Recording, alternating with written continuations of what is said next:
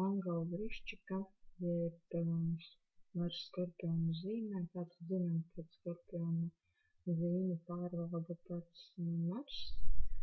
Un attiecīgi šiem cilvēkiem piemīt ļoti spēcīgs prāts.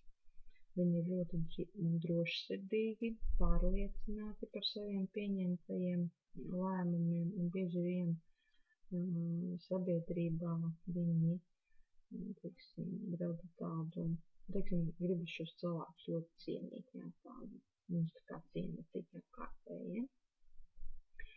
Ir ļoti lepni, kritiski, atriebīgi, šeit skorpionu iezīme parādās.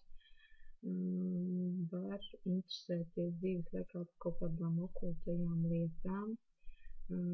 Varbūt, šie cilvēki ir ļoti noslēpumaini pēc dabas un varbūt pat darboties kaut kādā slepenajā darbības sfērā. Šie cilvēki pēc dabas ir ļoti, kā es teicu, enerģiski, pašpārliecināti.